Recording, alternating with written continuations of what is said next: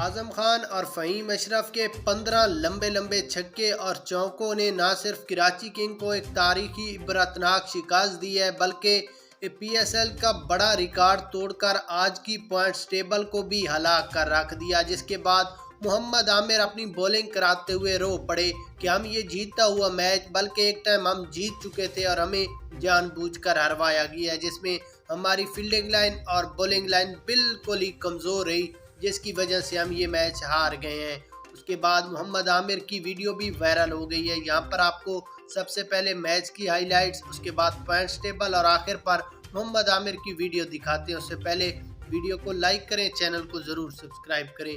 उसके बाद यहाँ पर अगर स्कोर कार्ड की बात करें तो कराची किंग ने पहले बैटिंग करते हुए 20 ओवरों में 201 रन का टारगेट दिया, जिसमें शर्जील खान ने 8 रन, तैयब ताहिर 19, शुएब मलिक 12, अम्माद वसीम 92 रन भी बनाए, मगर फिर भी अपनी टीम को मैच ना जितवा सके। इरफान खान न्याजी 30 और कोई भी खिलाड़ी बैटिंग करने में नाकाम रहा। उसके बाद इस्लामाबाद की बात करें तो कोलन मिनरू ने 11 रन, एलेक्स हिल ने 34 रन, फ़हीम अशरफ ने 39 रन, आजम खान ने 79 रन, जबकि बहुत ही अच्छी परफॉर्मेंस दिखाई जिनमें 4 छक्के और 8 चौके उनकी इनिंग्स में शामिल थे।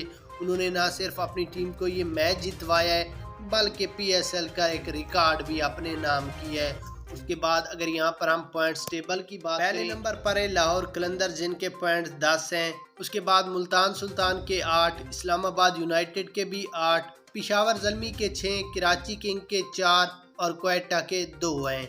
यहाँ पर आपको पॉइंट्स टेबल के बाद मोहम्मद आमिर की बात करें तो मोहम्मद आमिर रो पड़े कि हमें जानबूझकर मैच हरवाया गया है। आपने कमेंट्स में ये ज़रूर बताना है कि आज की जीत आपको कैसी